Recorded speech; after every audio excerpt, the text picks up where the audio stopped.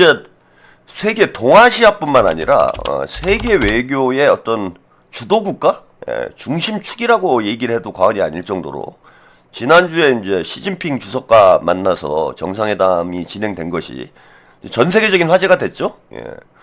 김민석 총리가 그 유명한 이제 샤오미 셀카, 이게 이제 6억 뷰였다 그랬는데 이제 일주일 지났으니까 지금 한 10억 뷰 정도는 되지 않았을까 이렇게 생각이 들고, 일본의 이제 다카이치 총리와의 회담도 전 세계적인 화제가 됐습니다.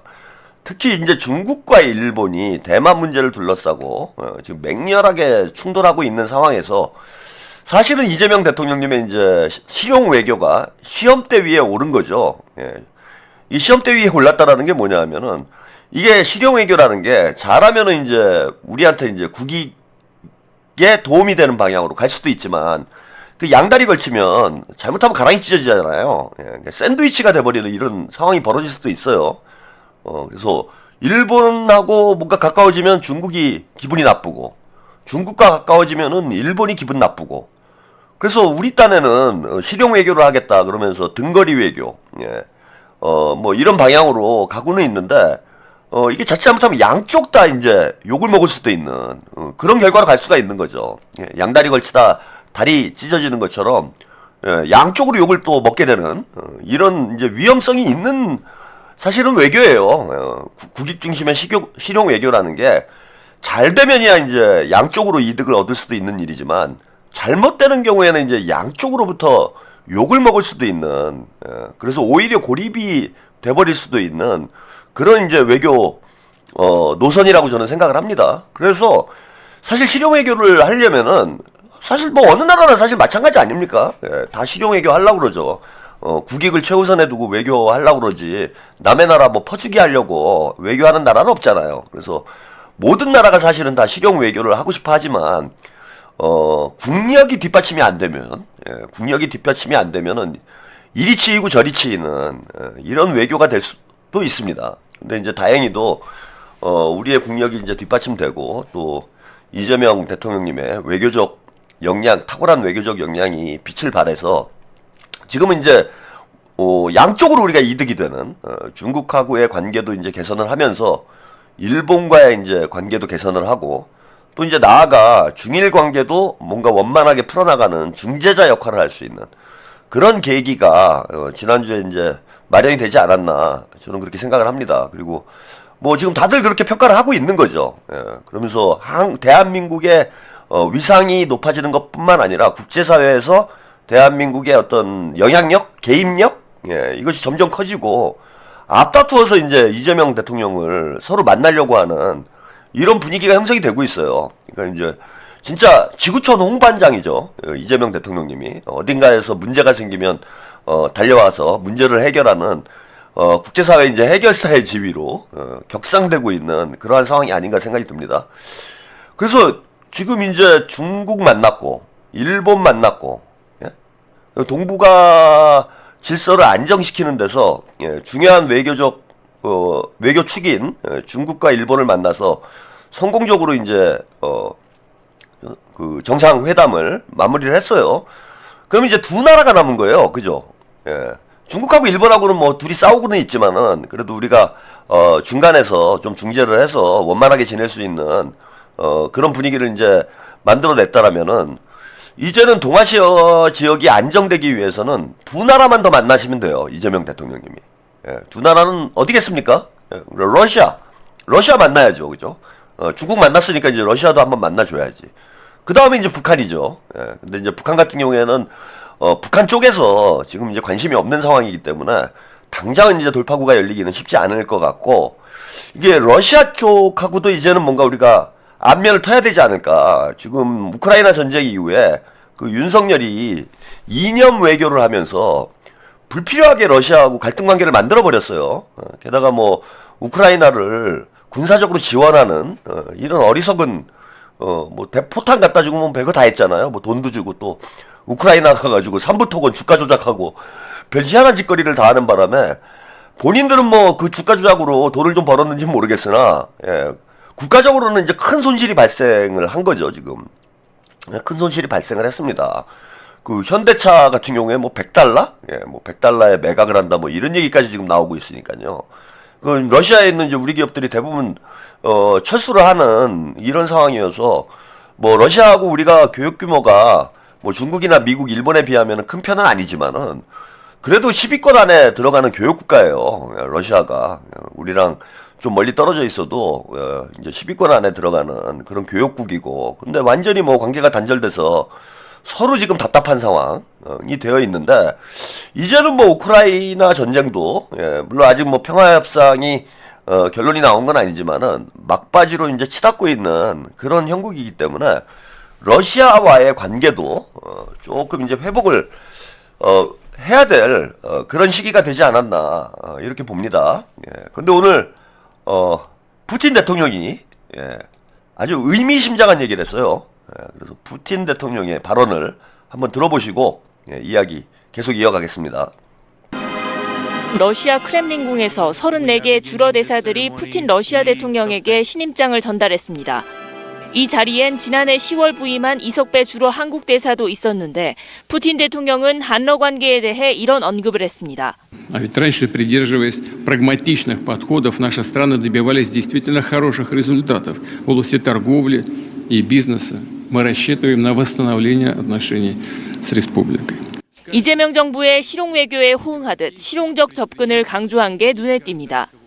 현 정부 출범 이후 푸틴 대통령이 한러 관계의 회복을 공식 언급한 건 처음입니다. 푸틴 대통령은 3년 전 같은 행사에선 한러 관계 복원을 위해 러시아는 준비돼 있다면서도 결과는 한국에 달렸다고 했습니다. 이번엔 한국의 선제 조치란 전제 없이 관계 회복을 언급한 겁니다.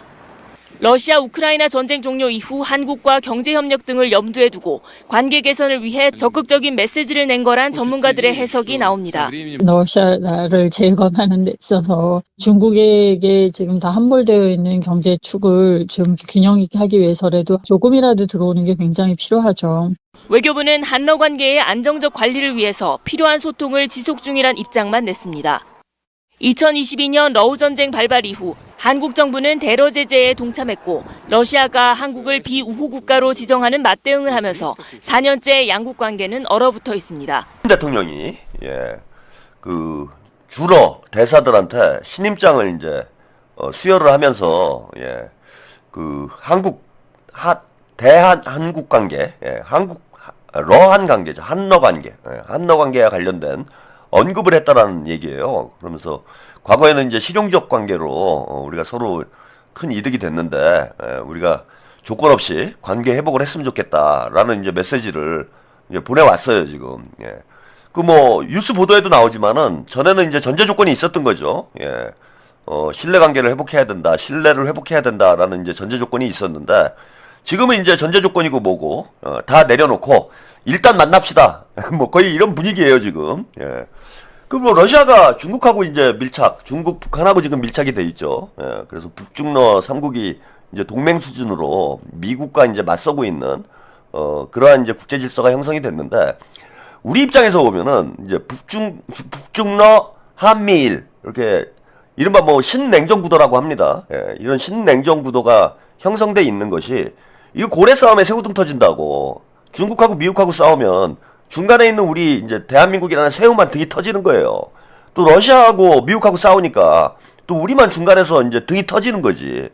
그래서 이런 상황에서 우리가 이념을 중시하면 안 됩니다. 윤석열 같은 경우에는 이제 보수 세력들 같은 경우에는 한미동맹을 거의 뭐 신주단지 모시듯이 하기 때문에 절대 진리 아닙니까? 한미동맹이. 그러니까 이제 미국 일변도에 지금 미국과 중국, 러시아가 강력히 이제 충돌하고 있는 형국에서 미국 일변도의 외교 전략을, 외교 노선을 취하니까 결국은 그 사이에서 이제 우리 등만 터지는 이런 상황이 됐죠. 중국하고의 이제 교역도 대폭 감소를 했고 러시아하고는 뭐 거의 이제 차단된 상태고. 근데 우리한테는 아무 이득이 없는 거예요. 우리가 그렇다고 해가지고 우리가 미국을 예컨대 미국에 힘을 실어줬다고 해서 아니 미국이 야 대한민국이 그래도 우리를 위해서 이렇게 희생을 하고 중국한테도 얻어맞고 러시아한테도 얻어맞고 고생을 많이 하는구나. 야 관세라도 좀 낮춰주자. 응? 뭐 이럽니까? 아니 그런 것도 아니잖아요. 주한미군 기지 뭐 방위비 분담금이라도 좀 낮춰주자. 우리가 좀 대신 내주자.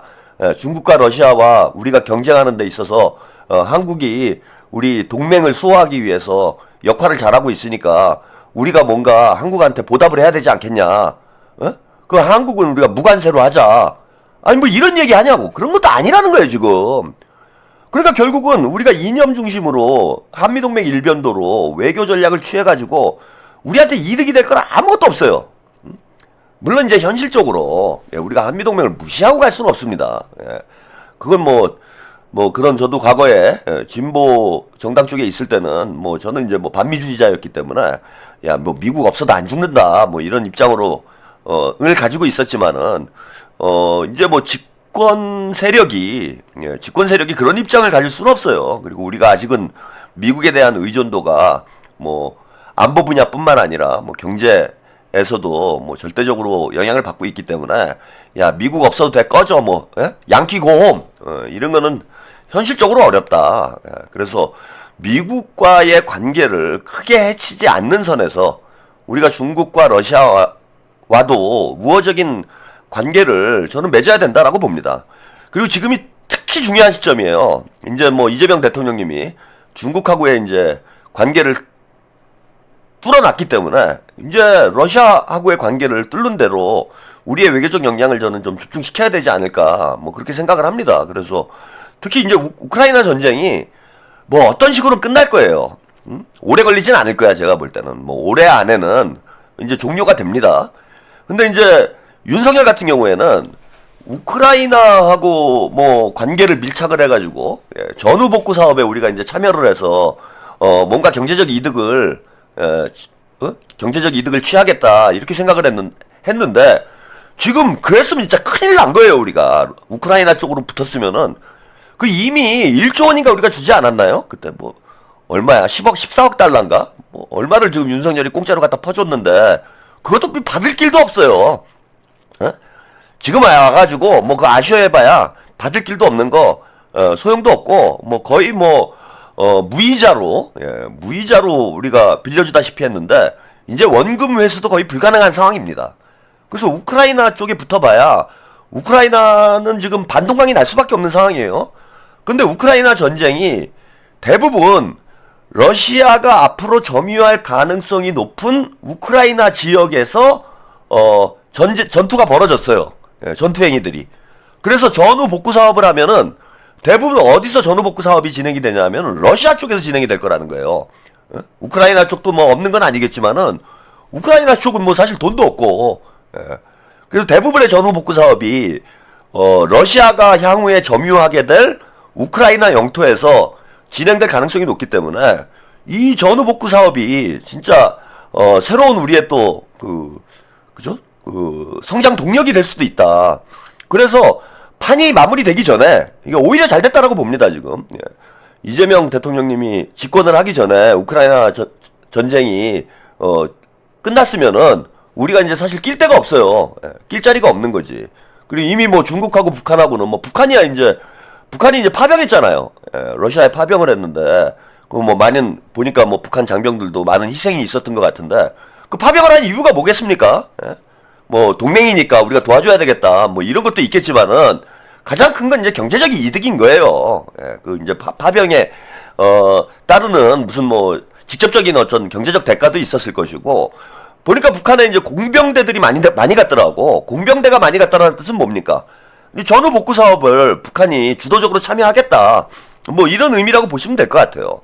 그래서 북한 경제 발전을 위해서 사실은 우크라이나 전쟁에 북한이 참전을 한 거다. 뭐 이렇게 보시면 돼. 그리고 사실 북한이 이제 상당히 그 이니셔티브를 가지고 있는 거죠, 이거는. 실제 전쟁에 참여를 해가지고 피를 흘렸기 때문에 러시아가 이제 북한을 무시할 수는 없는 상황이 될 거예요. 향후 복구 사업 과정에서. 그래서 북한이 우크라이나 전후 복구 사업에는 상당한 이제 주도권을 쥐고 주도적으로 저는 이끌어 나갈 가능성이 높지 않나 이렇게 보는데 우리도 지금이라도 늦지 않았다. 러시아가 한국과의 협력을 저렇게 뭐 푸틴 대통령이 직접 언급을 할 정도로 지금 간절히 원하고 있는데 뭐 전쟁 안 끝났다고 해서 눈치 볼 거 뭐 있습니까? 이미 뭐 트럼프는 러시아하고 종전 협상을 하고 있는 상황이고 우리도 미국 눈치 볼 거 없이 빨리 들어가 선점해야죠. 예? 알바끼 해야지 빨리 들어가가지고. 예. 목만삼님, 남북전쟁으로 일본이 특수 누렸듯 러우 전쟁의 특수는 우리가 피해 국민들에게 좀 미안하지만 그 뭐 미안하지만 어쩔 수 없는 거죠 이거는. 예. 서로 이제 또 가서 잘 복구를 해주면은 러시아 국민들한테도 도움이 되지 않겠습니까? 그래서 저는 지금 빨리 러시아에 달려가야 된다 우리가. 이재명 대통령님이 이제 중국과 일본과의 관계를 이제 잘 풀어놓으셨으니까 푸틴이 저렇게 러브콜을 하잖아요. 지금 몸 달았어요. 예, 제가 이 실용 외교가 우리의 국력만 뒷받침되면은 진짜 몸값 올리는 그런 외교가 될 것이다라고 제가 말씀을 드렸는데 중국에서 막 이재명 대통령님을 환대를 하니까 다카이치가 뭐 그에 못지않게 환대를 하고 그러니까 푸틴은 지금 막 몸이 다는 거지. 예? 한국을 지금 중국하고 일본한테 다 뺏기나? 이런 생각이 드니까 그냥 바로 뭐 전제 조건이고 나부랭이고 없고 일단 관계 개선합시다. 빨리 한번 만납시다. 이렇게 이제 들어오게 되는 거예요. 그러니까 우리 이재명 대통령님이 이 동아시아의 역학관계를 지금 아주 절묘하게 활용을 잘하면서 우리의 국익을 최대화하는 방향으로 참 외교를 현명하게 이끌어가고 있다. 그래서 가만히 앉아서 찾아오도록 만드는 거지. 예? 물론 중국은 우리가 방문을 하고 일본도 우리가 방문을 했지만은 푸틴은 난리가 났잖아. 오겐키 데스까 막 저기 다카이치가 지금 오겐키 데스까 막 이렇게 했다고 그랬는데 지금 러시아에서는 지금 푸틴은 진짜 오겐키가 아니라 오겐키 데스키 아무거나 하여튼 해야 될 상황이 온 거예요. 그래서 이런 상황에서 저는 절대 눈치 보지 말고 이재명 대통령님께서 이제 천명을 했다시피 국익을 최우선에 놓고 아니 미국 보세요 지금 지들 하고 싶은 대로 다 하고 있잖아. 베네수엘라 치고 싶으면 베네수엘라 치고 그린란드 먹고 싶으면 그린란드 먹고 다 그게 자기네 나라 이익 때문에 벌리는 일 아닙니까? 근데 우리만 무슨 한미 동맹이 무슨 우리한테 그 뭡니까 만병통치약도 아니고 그래서 저는 빨리 지금 러시아와의 관계를 이제 회복을 하는 게 지금 이제 절실하게 필요하지 않냐. 이게 또 중요한 문제는 뭐냐면요. 지금 이제 제 느낌으로 볼 때는 이재명 대통령님이 시진핑 주석을 만나면서 김정은 위원장도 좀 마음이 급해지지 않았나. 특히 또 그 뒤를 바로 이어서 다카이치를 만나면서 한중 한일 관계를 참 어려운 외교적 함수인데 이걸 절묘하게 풀어내는 이재명 대통령님의 이런 역량을 보면서 김정은 위원장도 조금은 이제 마음이 열리는 상황으로 저는 가고 있지 않나 봐요. 그러니까 북한 측의 인식은 이런 거잖아요. 지금 이제 우리하고 왜 대화를 안 하고 적대적 두 개의 국가다. 그리고 요즘에는 조한 관계라고 그러더라고. 남북 관계도 아니고 김여정 부부장이 담화를 냈을 때 조한 관계라고 그러더라고요. 우리도 그냥 한조 관계라고 해요. 뭘 남북 관계라고 그래. 이건 전 중요하다고 봐요. 예. 그럼 우리가 영원히 분단으로 가자는 거냐? 그런 취지에서 제가 드리는 말씀은 아니고, 북한에서 본인들의 국가적 실체를 좀 인정을 해달라는 거잖아. 예? 그러니까 우리의 어떤 안전, 체제를 보장한 기초 위에서, 지금은 이제 적대적 두 개의 국가인데, 이게 협력적 두 개의 국가로 전환을 하고, 또 협력적 두 개의 국가로 공존을 하다가 어느 시점에 우리가 하나가 될 수 있다라는 판단이 들면은 그때 이제 통일 지향적으로 전환을 할 필요가 있는 거죠. 그래서 통일부나 적어도 통일부에서는 이제는 남북 관계라고 저는 쓰지 마시고 한조 관계라고 썼으면 좋겠어요. 북한에서 먼저 썼으니까 그게 우리가 분단을 고착화하자 그런 의미에서 제가 말씀드리는 건 아니고 북한의 국가적 실체를 우리가 인정을 해주는 게 좋다. 그래야 서로 신뢰의 어떤 물꼬를 틀 수 있지 않냐. 그래서 저도 이제 한조 관계라고 하겠습니다. 한조 관계라고 하면 이제 좀 잘 알아듣지 이제 못하시는 분들이 많을 텐데 한국과 조선, 대한민국과 조선. 예컨대 중국과 한국의 관계를 중일 관계라고 하니까 한중 관계라고 하니까 조선민주주의 인민공화국과 대한민국과의 관계는 그냥 한조 관계로 이렇게 말씀을 좀 드리도록 하겠어요. 그래서 지금 김정은 위원장도 이제 고민이 많을 거예요. 그리고 북한 측의 입장을 아까도 이제 말씀을 드렸는데 무슨 얘기냐 하면은 니네들은 그러니까 이거 사실 다 문재인 때문이야 이것도. 지금 남북 관계가 이 지경이 된 게 왜 저는 윤석열이 아니라 문재인 때문이라고 보냐 하면은 북한 쪽에서는 국민의힘 쪽 보수 정당에는 기대치가 없어요. 예, 전쟁이나 안 나면 다행인 거야. 그러니까 윤석열한테 김정은 위원장이 남북 관계를 뭐 개선하자 이런 기대를 했겠느냐 이거예요. 기대치 자체가 없다라는 거야. 박근혜 때는 뭐 박근혜는 한번 만나기도 했지만은 박근혜 때도 마찬가지고 이명박 때도 마찬가지고 보수 정권에는 북한이 조한 관계를 한조 관계를 개선하겠다라는 그런 기대치 자체가 없는 상황이에요. 대신에 남쪽에서 정권 교체가 일어나 가지고 민주당이 집권을 하면은 그러면은 한조 관계도 좋아지겠지. 그럼 혹시 통일로 갈 수도 있겠지. 이런 이제 기대감을 가지고 있었어요. 그래서 북한의 이제 김정일 위원장이죠. 김정일 위원장이 우리가 처음으로 김대중 대통령께서 정권 교체를 해냈잖아. 정권 교체를 하자마자 남북 정상회담을 했잖아요. 그리고 6.15 남북 공동선언이라는 역사적인 합의를 이끌어냈다고. 그죠? 노무현 정부 때도 김정일 위원장과 노무현 대통령이 만났고, 문재인 정부 때는 특히, 정권이 이제 바뀌었다? 뭐 정권이 바뀌었다라고 표현하기는 그렇지만은, 어쨌건 북한의 지도자가 바뀐 상황에서 처음으로 만났고, 김정은 위원장이 이제 젊은 지도자잖아요. 뭐 패기가 있고, 나는 뭐 배짱이 있잖아. 나이가 아무래도 한 살이라도 젊으면, 열정이 있잖아. 그래서 상당히 열정적으로 한조 관계를 개선하기 위해서 노력을 했어요, 북한이. 여러분들 다 기억하실 거야.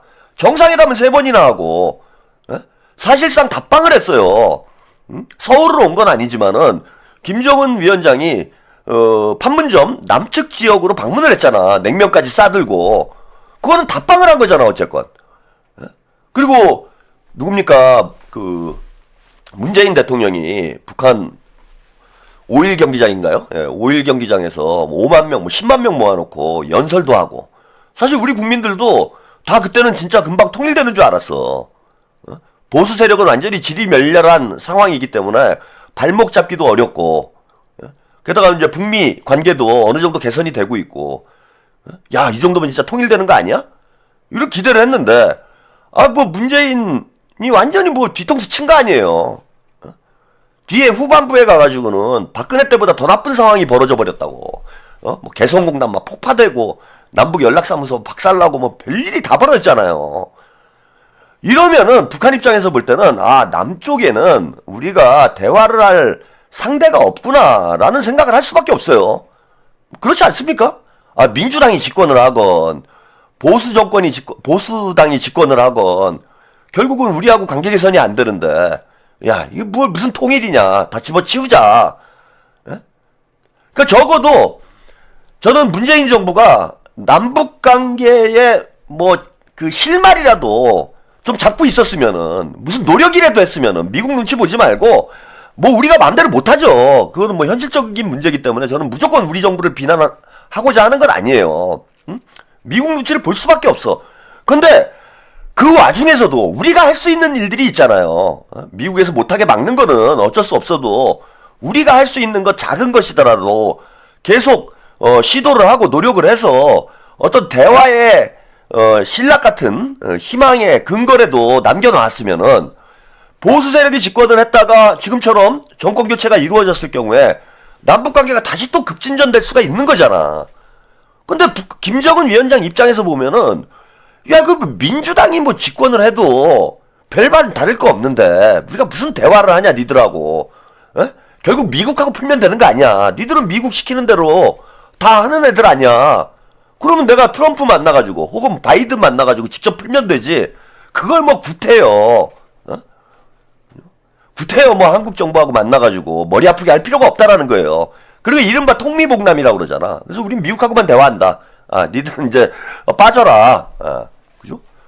그런 이제 지금 생각을 가지고 있는 거예요. 그런데 저는 조금 이제 생각이 바뀌었을 것이다. 마음을 열었을 것이다라고 보는 건 뭐냐 하면은, 이재명 대통령님이 국익 중심의 실용 외교를 하겠다라고 처음에 말씀을 하셨을 때, 북한 쪽에서는 저는 코웃음을 쳤을 거라고 그래요. 생각을 해요. 그건 뭐냐 하면, 야, 니네 문재인 때도 그랬잖아. 니네가 무슨 실용 외교야.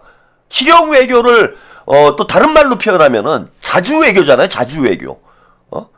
자주 외교. 자주 외교보다는 조금 약한 개념이긴 하지만은 어쨌건 외국에 의존하는 것보다는 국익에 더 큰 중심을 두고 우리 스스로 우리의 운명을 개척하려고 노력을 해나가는 게 저는 이제 실용외교가 가지는 자주적 측면이 있다고 보는 거예요. 근데 처음에는 그랬을 거야. 이재명도 결국은 뭐 문재인이랑 똑같이. 그 민주당 지지자들도 그렇게 생각하시는 분들 많잖아요. 예. 명문 정당이다. 문재인과 이재명은 하나다. 그 지금도 그렇게 생각하시는 분들 많아요. 예. 문재인과 이재명이 을 똑같은 반열에 올려놓고 평가하시는 이런 분들이 많아. 예. 그런 분들이 이제 주로 이제 딴지 게시판에 많이 모여 있죠. 예. 그래서 문재인이 거기 가면 뭐 위대한 수령이야. 아직도 뭘 잘못했는지도 모르고. 제가 볼 때는 6개월 동안 보여준 모습만 봐도 문재인과 이재명 대통령은 하늘과 땅 차이예요 지금. 근데 이제 북한에서도 당연히 그렇게 생각을 하겠죠. 어차피 뭐 민주당이 뭐 그나물에 그 밥이지 이재명이나 문재인이나 뭐 그게 그거지 뭐가 달라지겠냐 이렇게 생각을 했을 거라는 거야. 제 생각에는. 그런데 이재명 대통령님이 진짜로 실용 외교를 하는 모습을 지난 6개월 동안 보여준 거예요. 에이펙 정상회의에서도 보여줬고 이번에 한중 정상회담에서도 보여준 거예요.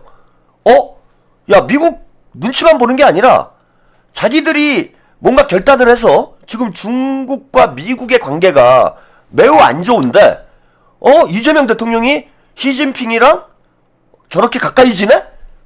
꼭 미국의 말만 듣는 게 아니네? 이런 생각을 지금 갖게 된 것이 아닌가. 조금씩 갖고 있는 게 아닌가 저는 그런 생각이 든다라는 거지. 그래서 실용 외교가 이재명 대통령의 자국 중심의 국익 중심의 실용 외교가 말뿐으로 끝나는 게 아니라 지금 외교적 실체로 나타나고 있어요. 일본과의 관계도 잘 풀어나가면서 중국하고의 관계도 잘 풀어나가고 미국하고의 관계도 잘 풀어나가면서 자 러시아와의 관계도 잘 풀어나가려고 하는 이런 모습을 실제로 보여주고 있기 때문에 자 김정은 위원장의 저는 생각이 좀 바뀌었을 것이다. 그러니까 하나의 외교적 주체로 그러니까 미국에 종속돼 있는 외교적 변수로 대한민국을 보는 게 아니라 미국과 대등하지는 않지만은 이제는 스스로 판단해서 스스로 어떤 외교 행위를 하는 외교의 하나의 주체로 대한민국을 좀 인식하게 되지 않았을까. 우리도 이제 제가 방송에서 그런 말씀 많이 드리잖아요 지금. 우리 외교의 모습이 뭐 문재인 정부, 윤석열 정부는 말할 것도 없고 예. 문재인 정부하고도 비교할 수 없을 수준으로 상당히 진일보한 거예요 저는. 제가 대한민국에 태어나서 살면서 우리나라 대통령이 미국 눈치 안 보고 우리 이익에 따라서 이렇게 전방위적으로 외교 활동을 하는 걸 저는 처음 봅니다. 사실 이게 정상인데 그동안 우리가 힘이 없으니까 미국의 눈치를 볼 수밖에 없었지. 근데 이재명 대통령님 미국을 완전히 무시하는 건 아니지만 미국에 끌려다니진 않잖아요 지금. 우리의 이익을 우선에 두고 있잖아. 그래서 좀 저는 북한에서도 뭔가 좀 인식의 변화가 조금씩 생기지 않을까 이런 생각이 든다는 거예요. 그러니까 한중 정상회담을 보면서 특히 그 이재명 대통령님과 시진핑 주석이 셀카를 찍는 모습을 보면서 김정은 위원장도 난가 다음은? 난가? 뭐 이런 생각 안 들겠어요? 나도 셀카? 다카이치하고 이재명 대통령님하고 드럼을 치는 걸 보면서 나도 드럼? 나는 기타? 우리는? 김정은 위원장이 뭐 악기도 많이 잘 다룬다고 하던데 뭐를 선물해야 될지 모르겠는데 다카이치한테 드럼을 줬으면은 나는 EDM? 좀 젊으니까 그죠? 그걸 뭐라 그럽니까? 그 믹서? 이런 생각이 지금 좀 들 수 있다. 그러면은 지금 푸틴을 만나는 게 조한 관계, 한조 관계를 진전시킬 수 있는 하나의 지렛대 역할을 하게 될 거라는 거예요. 자, 시진핑을 만나가지고 한국이 변하고 있네? 이런 메시지를 김정은 위원장한테 줬다라면 지금 여전히 우크라이나 전쟁이 종료되지 않은 상황에서 이재명 대통령님이 푸틴 대통령을 만나게 되면 이거는 이제 확실한 어떤 사인으로 볼 수밖에 없는 거지. 김정은 위원장 입장에서 보면 우리 한국이 달라졌어요. 이제는 막 미국에 질질 끌려다니지 않는구나. 그러면은 우리가 한번 만나서 얘기를 해볼까? 문재인 때는 한번 만났더니 미국에서 한마디 하니까 그냥 깨갱깨갱 하던데 이재명 대통령은 좀 다른 것 같은데? 스스로 뭔가를 판단하고 스스로 어떤 행동을 할 수 있는 그런 외교의 주체로서의 자기 역량을 가지고 있는 거 아닐까? 그러면 만나야죠. 저는 그러면 만날 거라고 봐요. 북한이 대한민국이 원하는 것에 대해서 많은 분들이 이제 사실 무슨 뭐 돈 뭐 이런 거 생각하시는 분들이 있는데 그런 게 아니에요. 예. 그 북한이라는 나라가 가지고 있는, 북한 한마디로 얘기하면 자주의 나라, 주체의 나라잖아. 뭐 이런 얘기 많이 들어봤잖아요. 자주의 나라, 주체의 나라예요. 그래서 뭐 유격대 국가라는 말도 있어요. 유격대 국가. 그러니까 항일 투쟁을 통해서 북한이라는 국가가 만들어졌고, 뭐 김일성 주석이 항일 운동을 했다라고 하잖아요. 예, 항일 무장 투쟁을 했다고 그러는데 그 항일 운동의 과정에서 북한이라는 나라가 탄생을 했고, 지금도 반미 투쟁의 과정에서 국가가 유지되고 있는 나라야. 그래서 북한이라는 국가를 지탱하는 뭐 국가 이념? 예, 이념적 실체는 뭐냐면 주체예요, 주체. 자주. 자주가 북한이라는 나라를 지탱하는 사상적 근거가 되는 거야. 그래서 이걸 모든 걸 이걸 중심에 놓고 판단하는 거야, 이 사람들은. 그게 옳으냐 그르냐를 떠나서 그 사람들의 사고방식이 저는 그렇다는 거예요. 북한 사람들의 사고방식이 그렇다. 그래서 남측에 바라는 것도 그 6.15 공동선언 1항에 나오잖아요. 우리 민족끼리 자주적으로 통일하자. 이게 통일의 제1원칙이야. 통일의 제1원칙이고 저는 조한관계 개선에, 한조관계 개선에 제1원칙이라고 생각을 합니다. 우리 민족끼리 자주적으로 얘기하자.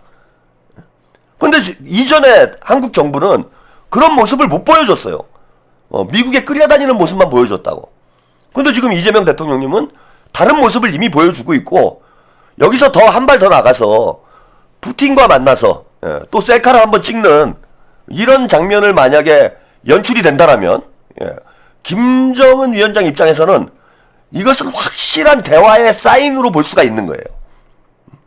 그러니까 쉽게 얘기하면 시진핑을 만나가지고 다카이치의 그 환대를 끌어냈잖아요. 중국 쪽에서 대한민국 막 환대하니까 야, 다카이치도 우리도 지면 안 되겠다. 이거 더 잘해야 되겠다. 이래서 환대를 한 거잖아. 그럼 러시아에 이재명 대통령이 가면은 러시아는 제가 볼 때는 중국이나 일본보다 그 더 큰 환대를 할 것 같아. 그래서 중국과 일본을 만나고 나니까 러시아가 움직이는 것처럼, 지금 우리가 또 러시아를 만나면은 북한을 움직일 수 있다.